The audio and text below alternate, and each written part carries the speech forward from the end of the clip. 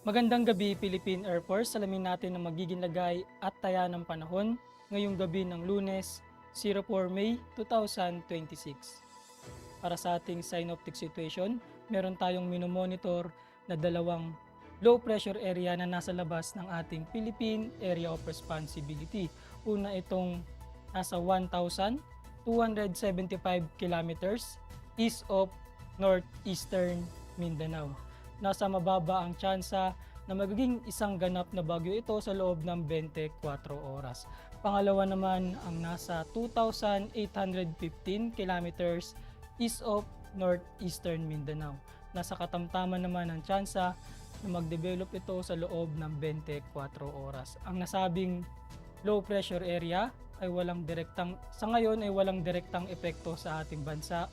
Ngunit itong easterlies o yung mainit na hangin na nagmumula sa karagatang Pasipiko ang siyang makakaapekto sa ating bansa. Dahil nga dito, asahan pa rin bukas sa Puerto Princesa at Kalayaan Island ang maulap na kalangitan na may kalat-kalat na pag-ulan, pagkidlat at pagkulog.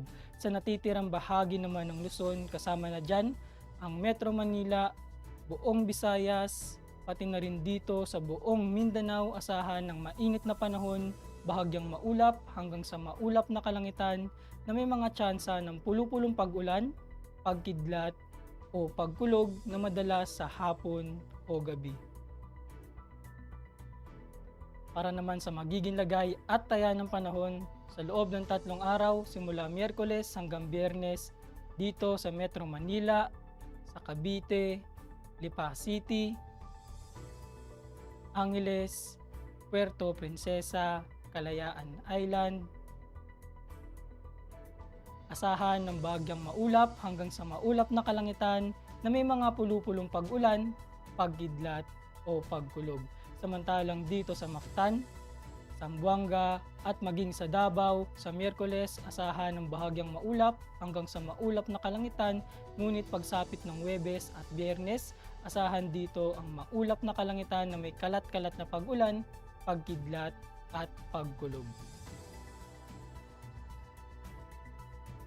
Lulubog ang araw mamayang 18:14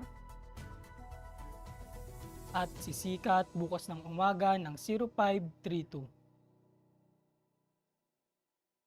Meron tayong 93% decreasing moon illumination.